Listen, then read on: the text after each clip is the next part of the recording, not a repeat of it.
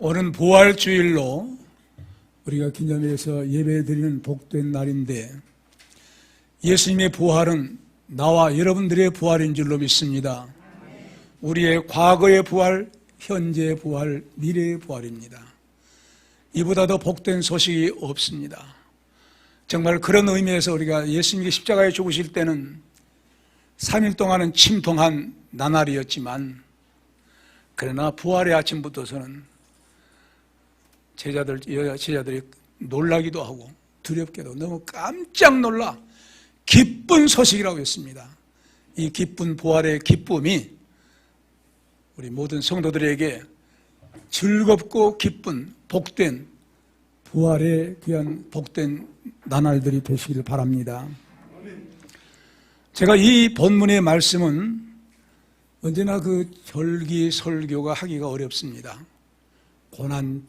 고난주간의 종려주일, 부활주일, 맥추, 추수, 성탄절,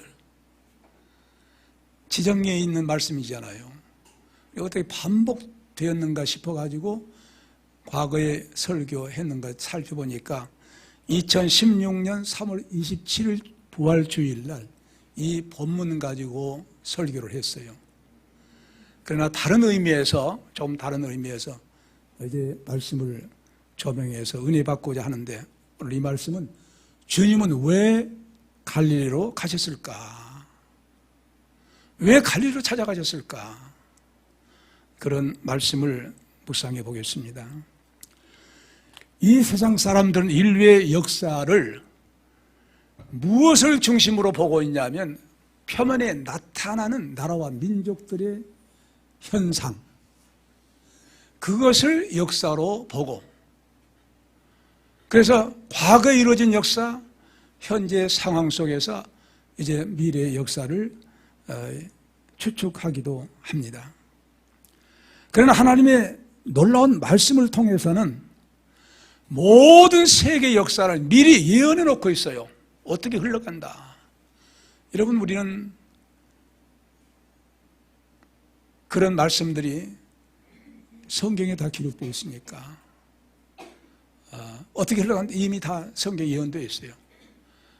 특별히 다니엘서에 보면 그런 내용들이 다 나와 있습니다. 그리고 요한계시록, 성경 전체가 예언서지요. 그런데 이 사람들은 이 모든 역사를 인간 중심으로 보고 있어요. 그냥 표면적으로. 하나님은 몰라요. 그러나 하나님을 진정으로 모른다고 하면, 성경을 모른다고 하면 인류의 역사가 어떻게 하는 걸 진정으로 알 수 없어요. 인류의 역사의 구심점은 구원의 역사입니다. 구원. 그러므로 인류를 구원하신 하나님의 놀라운 구원 역사를 이제 어떻게 흘러가고 있는지, 그 구원의 역사를 안다고 하면 인류 역사가 어떻게 진행되고 있는가를 짐작할 수가 있어요. 그래서 인류를 향하신 구원의 역사는 구약에서 이스라엘 민족에게 도드라지게 나타납니다. 두드러지게 나타나요. 그 이스라엘 민족에게 3대 절기가 있어요. 유월절, 그 다음에 맥추절, 오순절이라 하죠. 그 다음에 추수할 때 장막절. 이 세 절기가 이스라엘 민족의 구원의 역사이면서 온 세계 우주의 역사가 흘러가게 된 사실이 이 역사로 흘러갑니다. 그래서 바로 예수님께서는 이스라엘 민족에 이미 예언적으로 보여주었죠. 출애굽할 때 양을 잡아서 문설주에 발라서 10가지 재앙이 애굽 사람에게 나타나 애굽 사람들의 장자가 죽을 때 문설주에 양의 피를 발라서 이스라엘 백성들은 장자가 죽지 아니한 10가지 재앙이 그들에게 임하지 아니한 재앙이 넘어가는, 재앙이 뭡니까? 심판이죠. 심판이 뭡니까? 저주지요. 저주가 뭡니까? 멸망이죠. 멸망이 물러가는 이스라엘 민족에게만 구원을 그들에게 체험케 해 주셨던 거예요. 그 역사를 그것을 통해서 예수 그리스도의 십자가의 대속의 역사, 어린 양이로다 세상 죄를 지워하는 어린 양으로 세례 요한이 말했던 것처럼 세상 죄를 지워하는 어린 양으로서 앞으로 죽게 된다 하는 사실을 보여 이스라엘 백성들에게는 이미 계시했던 것입니다. 그 놀라운 대속의 역사를 죽으시고 이제 예수님 죽으시고 3일 만에 부활하셨어요. 그리고 성찬하시기 전에 어떤 말씀을 하셨느냐, 바로 너희들은 예루살렘을 떠나지 말고 내게들은 아버지 약속하신 것을 기다리라. 요한은 물로 세례를 베풀었으나 몇 날이 못되어 너희들은 이제 불로 성령으로 세례를 받으리라. 뭘 말합니까? 예수님 십자가에 죽으시고 부활한 이후에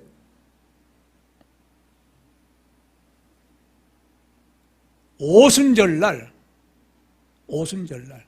그러니까 부활한 이후에 50일째 40일 동안 예수님이 부활하신 다음에 활동하셨어요.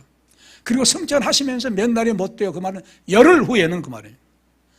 열흘이면 오순절, 맥추절 하나님 앞에 첫 열매 드리는 그런 놀라운 절기가 오는데 그때 성령께서 임하신 거예요. 맥추절, 오순절은 성령 강림절이에요. 새로운 놀라운 역사가 나타났죠. 성령 충만이 임하니까 제자들부터 달라진 거예요. 그 놀라운 성령 충만의 역사, 그리고 그 성령 충만의 역사가 지난 다음에 이제 지났으니까 이제 무엇만 남았느냐? 장막절만 남았어요. 9월의 마지막 프로그램이 장막절이에요. 장막절은 마지막에 그 해의 모든 추수를 다 거둔 다음에 추수 장소에서 논밭에서 장막을 짓고 하나님 앞에 감사 제사, 감사 예배를 드린 절기입니다. 이제 그런 절기 또한 무엇을 우리에게 예언해 주고 있느냐? 요한계시록 21장 3절로 4절에 기록되어 있어요. 내가 들으니 보좌에서 큰 음성이 나서 가로되 보라 하나님의 장막에 사람들과 함께 있으며 하나님이 저희와 함께 거하시리니 저희는 하나님의 백성이 되고 하나님은 친히 저희와 함께 계셔서 모든 눈물을 그 눈에서 씻기시며 다시 사망이 없고 애통하는 것이나 고하는 것이나 아픈 것이 다시 있지 아니하리니 처음 것들이 다 지나갔습니다. 그랬어요. 무슨 말이냐? 장막절은 바로 주님의 재림하셔서 새로운 놀라운 역사를 이루어 주신다는 거예요. 그러므로 우주 역사의 중심은 인류 역사입니다. 인류 역사의 중심은 구원 역사예요.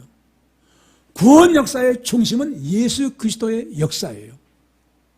그 예수 그리스도의 역사가 무엇이냐? 유월절, 오순절, 장막절로 진행돼요.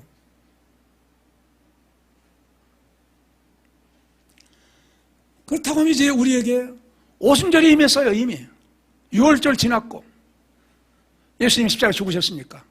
그리고 오순절 성령 강림했어요. 이제 나머지는 장막절이에요. 주님의 재림만 남았다 그런 말입니다. 그래서 바로 우리가 이 사건을 재림 사건만 남아있는 상태로 진행하고 있는데 지금부터 몇 년 전에 이런 사건이 일어났느냐? 우리는 지금 몇 년도라고 합니까? 서기 몇 년도? 2021년도. 정확하게 예수님, 그 바로 서기라는 것은 예수님의 탄생 이후의 역사를 말하죠. 그런데 더 정확하게는 창조 과학자, 이제 미국 유진 포스크 씨가 연구한, 천문학 통해서 연구한 결과 제가 이미 창세기 강의 책에도 나와 있습니다.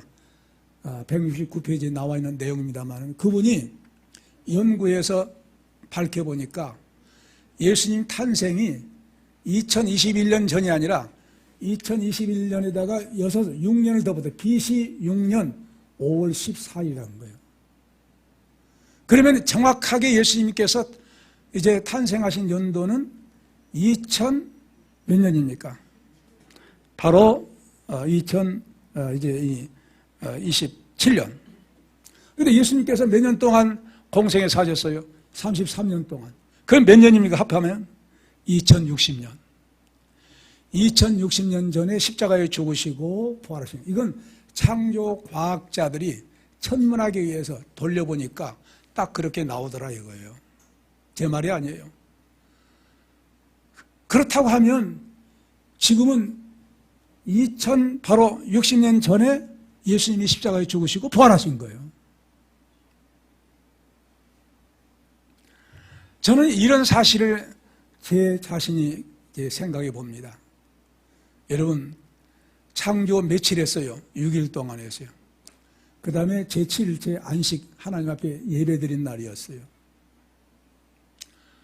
그러니까 구약의 현재 4,000년, 신약의 2060년이면 몇 년이 가까워요? 7,000년이 가까워지고 있어요. 불과 이제 40년 남았어요. 그래 놀랍게 이제 8일째는 새 창조, 예수님 부활한 그런 놀라운 역사로 새하늘과 새 땅의 역사가 이루어지지 않겠냐 하는 내 나름대로의 성경을 그렇게 한번 묵상해 봅니다. 이렇게 놀라운 역사를, 그러므로 우리 주님 오실 때가 점점 가까워지고 있어요. 여러분들이 오래오래 사신다고 하면 주님의 재림을 만날 수 있는 사람도 있을 거예요.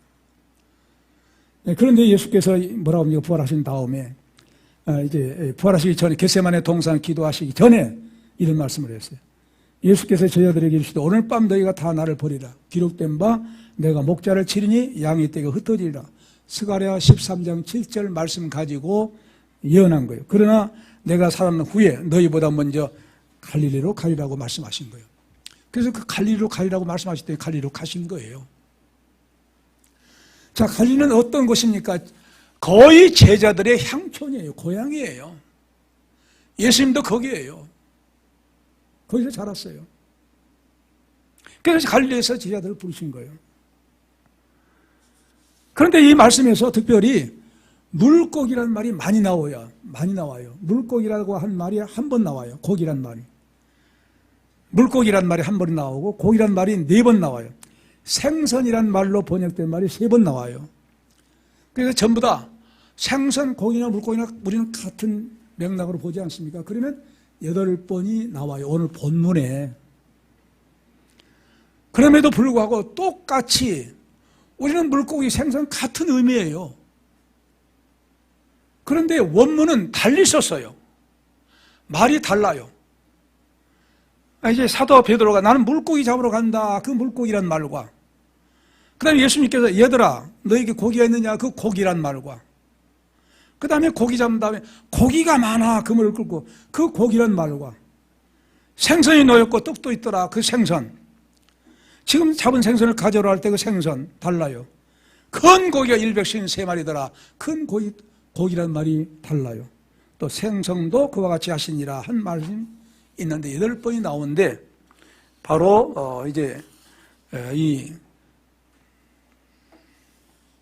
말이 다 각기 다르게 나왔는데 예수님께서 이제 갈릴리로 제자들이 너희보다 먼저 갈릴리로 가리라 갈 것이다. 왜 그랬을까요? 제자들이 갈 것을 내다 보시고 한 거예요. 예수님 부활하신 다음에 예수님 봤지만 아직 예수님께서 그들에게 사명을 주시지 않았어요. 사명을 주시지 않으니까 아마 제 개인적으로 생각이 뭐냐면 좀 심심하기도 하고 나 고기 잡으러 가겠어 하고 베드로가 하니까 7명 나도 하면서 따라간 거예요. 그래서 바로 그 장소가 어디냐? 게네사렛 호수라고 했고 게네사렛 디베랴 바다라고 했고 그것은 게네사렛 호수란 말로 똑같고 갈릴리 바다라고 합니다. 3가지로 사용해요. 디베랴 바다, 게네사렛 호수, 갈릴리 바다. 본래는 그냥 호수예요. 헐몬산에서 내려온 물을 깊은 지표면보다 깊으니까 물이 고인 거예요. 호수예요. 바다는 아니에요. 그리고 사해로 흘러간 거예요. 그 요단강입니다. 그 바로 이제 게네사렛 호수입니다. 갈릴리 바다입니다. 갈릴리 호수도 하고 갈릴리 바다. 요단강 밑에 있고.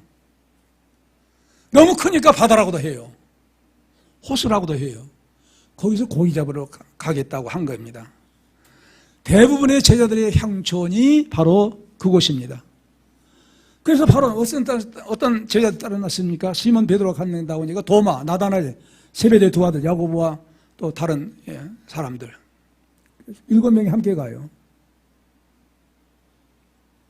그래서 나는 고기 잡으러 간다 그 말에는 무슨 의미가 있냐면 나는 옛날 직업으로 다시 돌아가겠다고 라는 돌아가겠습니다라는 의미도 포함되어 있는 말이에요. 그러나 또 꼭 그것만은 또 아닌 것이 나중에 나옵니다. 그래서 바로 디베라 바다로 가서 고기 잡으러 간다고 해서 다 따라서 간 거예요. 그곳은 바로 예수님께 맨 처음 고기 잡은 베드로로부터 시작해가지고 부르심을 받은 장소입니다.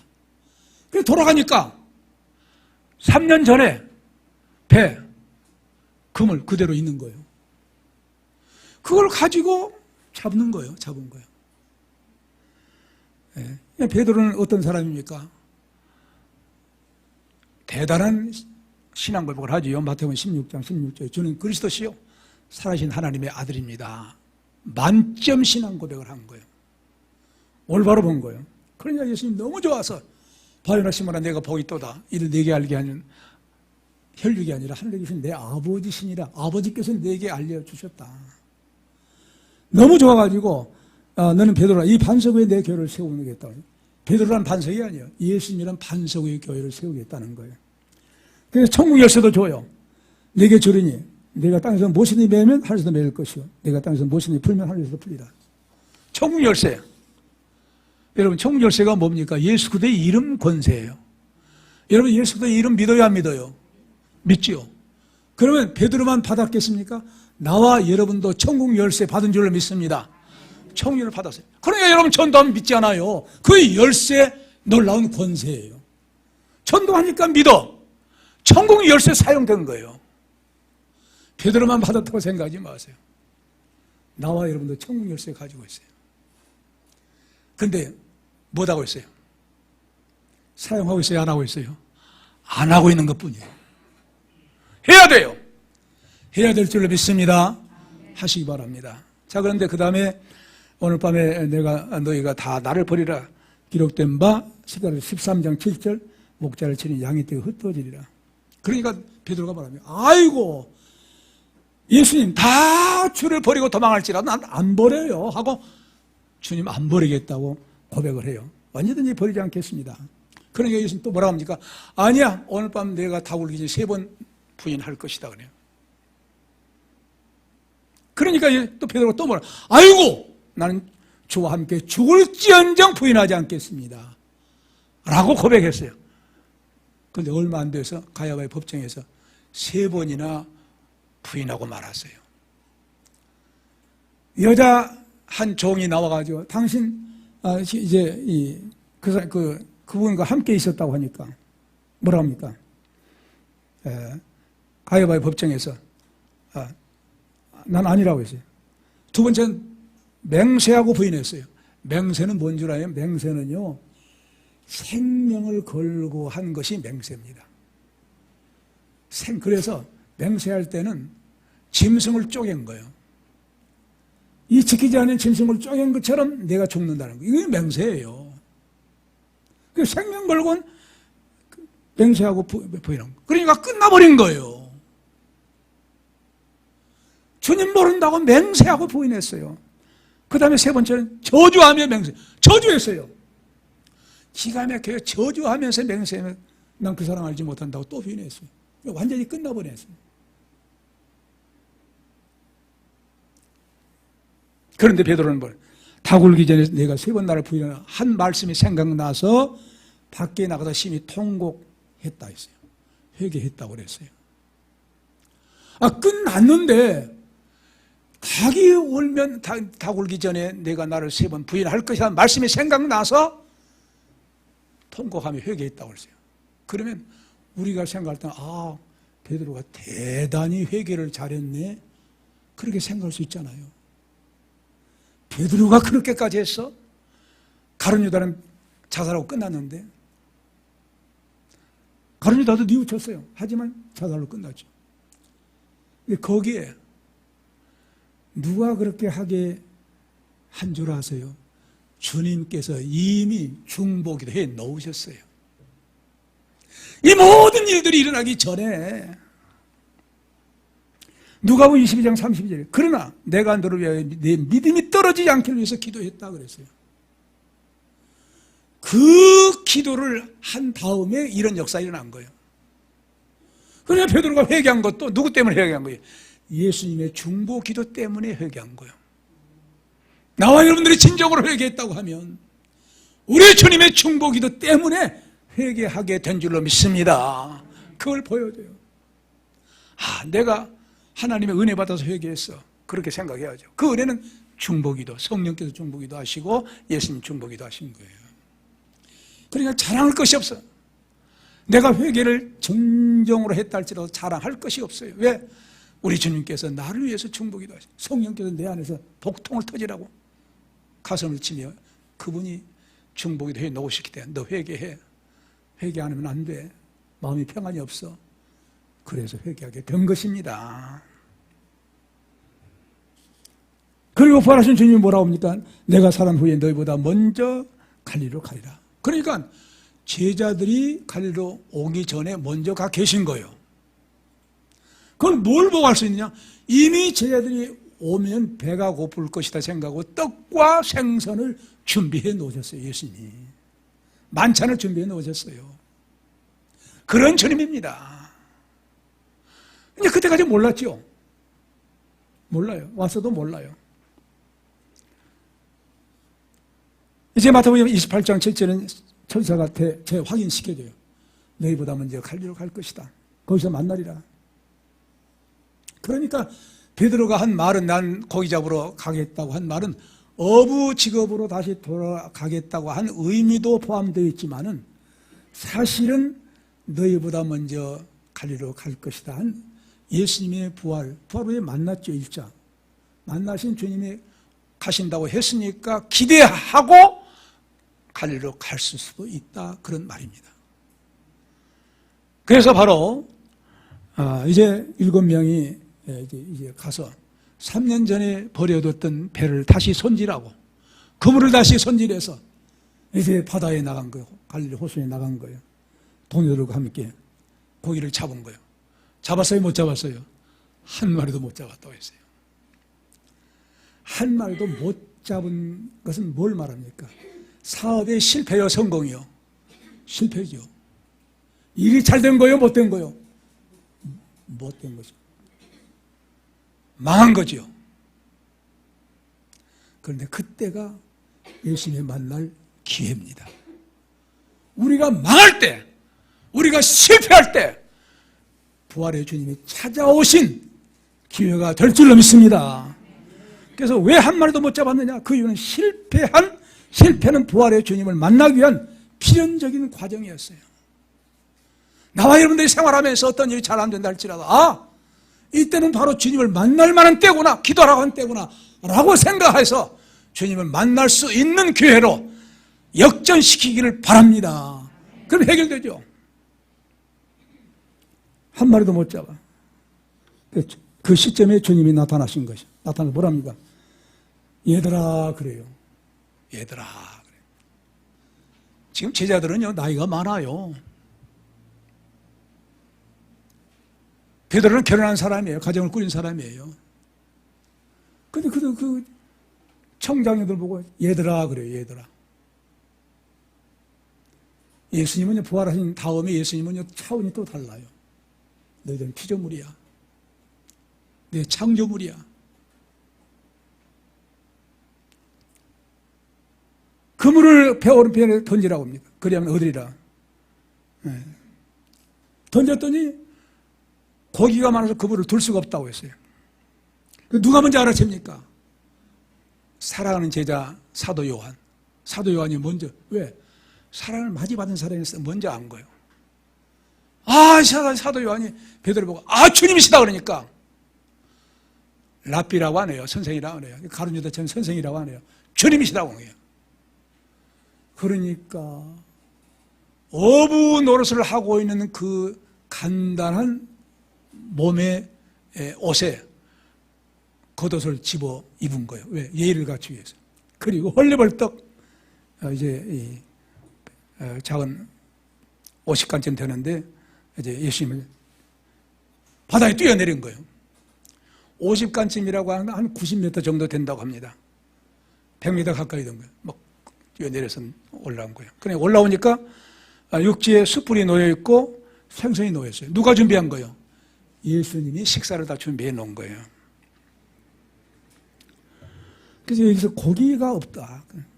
한 마리도 없다. 오른편에 던지라니 그대로 놀랍게 말씀대로 이루어진 거예요. 그렇다고 하면 왜 예수님께서는 배 오른편에 던지라 하고 말씀하셨을까? 예수님은 어떤 분이시냐? 요한복음 1장 2절, 1절로 3절에 어떤 분이세요? 창조주예요. 그러니까 고기가 없다가도 오른편에 던지라 할 때 생길 수 있는 거예요. 창조해 고기를 만들어 볼 수 있는 거예요. 주님께서. 그리고 있는 고기를 오른편에 던지라 하면 거기에 모일 수 있도록 하게 하신 수 있는 분이 주님이세요. 창조주예요. 없다고도 있을 수 있는 거예요. 이게 무에서 유를 창조하신 창조자 아닙니까? 그런 분이 말씀하신 거예요. 또 부활의 주님이. 그래서 순종했더니 153마리가 잡혔어요. 고기만 하면 그물을 들 수가 없다고 했어요. 자, 근데 이 말씀에서요, 고기란 말이 여러 가지가 있어요.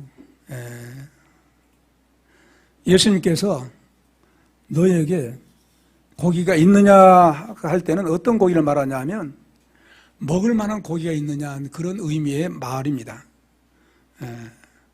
그 다음에 생선을 가져오라 할 때 또 생선은 또 이제 아직 양념되지 않은 그런 생선, 고기를 말합니다. 근데 여기에서 오른편에 던져서 그물을 내려서 잡은 고기, 그리고 세어보니까 그 고기, 큰 고기가 153마리더라 할 때 그 고기란 말은 다른 말로 적혀 있어요.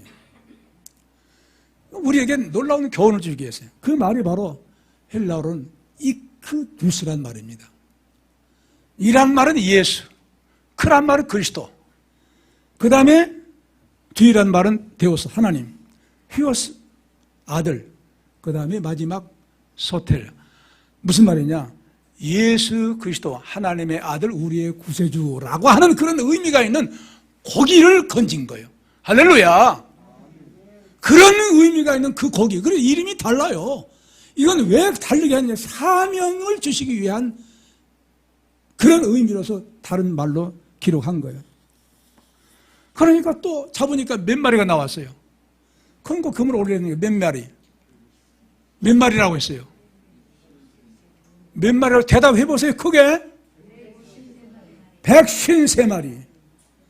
153마리란 말이 여러분 이미 창세기를 강의할 때 많이 들었죠. 히브리어나 헬라어는 숫자가 들어있는 단어라고 했어요. 이 153이라는 숫자가 하나님의 아들, 베니 엘로힘, 하나님의 아들이라고 하는 그 낱말을 다 합해보니까 153이 나온 거예요. 하나님의 아들들이란 말이에요. 153이. 그럼 뭘 우리에게 의미하고 있느냐? 왜 칼리로 가셨느냐? 한 의미가 나와요. 그건 뭐냐 하면 예수 그리스도의 이름 권세, 예수는 이크두스, 예수 그리스도 하나님의 아들, 우리의 구세주라고 하는 이름의 권세의 그물을 세상 바다에 던지라. 그걸 뭘 잡아 올리라? 하나님의 아들들을 건져 올려라. 할렐루야. 그런 깊은 의미가 들어있는 말씀이에요. 예수 그래서 그 글자가 다 헬라 글자가 달리 쓴 내용이 거기에 초점을 둔 거예요. 어떤 곡이냐? 예수 그리스도의 이름의 권세로 하나님의 아들들, 그물을, 세상에 그물을 내려서, 복음 전도의 그물을 내려서, 예수도 이름의 그물을 내려서 하나님의 아들들을 건져 올리라는 구원의 사명, 제자들에게 고기잡이를 통해 가지고 다시 부여한 거예요. 너희는 나를 따라오라. 그래서 주님을 따르겠다고 나섰지 않느냐? 이제 성령 충만을, 오순절 성령 충만을 역사를 받고 권세를 받아 예수 그리스도 이름의 권세를 가지고 이 세상 바다에 복음의 그물을 던져서 하나님의 아들들을 구원해내라고 하는 귀한 사명을 다시 제자들에게 인식시켜 주시기 위해서 왜 갈릴리로 가셨을까? 그 사명 주시기 위해서 갈릴리로 가셨는데 오늘 나와 여러분들도 이 귀한 사명 받아 감당해서 예수 그리스도의 이름의 권세 가지고 하나님의 아들들을 하나님의 자녀를 건져내는 귀한 사명 감당할 때 하늘나라에 가서 상급 받게 되는 놀라운 부활의 증인들 될 수 있는 성도들 되시기 바랍니다. 기도합시다.